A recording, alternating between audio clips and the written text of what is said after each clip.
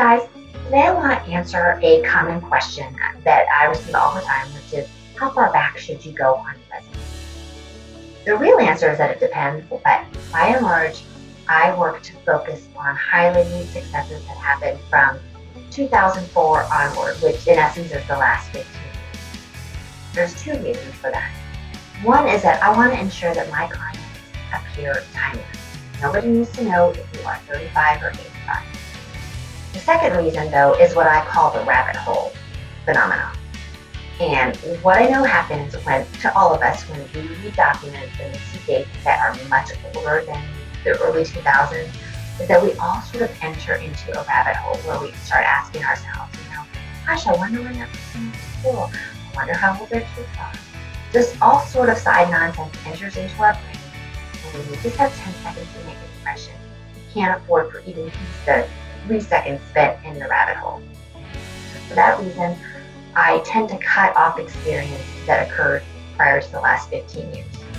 However, when there is experience that adds value or aligns directly with the roles or career that you are targeting, I will include it. And here's how. I'll include an earlier experience section where I will remove the dates and synopsize the experience. Sometimes I will just list the role and company name. Sometimes I'll include those two and add maybe a 1 or 2 line descriptor that provides an overview of what you achieved. I'll give you 3 examples of situations where an earlier experience category makes sense. Number 1, military veterans. Let's say that you are trying to enhance your brand as a leader.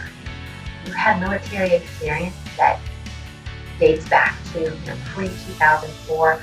I'm going to make sure to list in that earlier experience category that you served in the armed forces. Another example that I would consider is if someone needs to show that they understand an industry inside and out because they were in it from the ground up and held a variety of roles.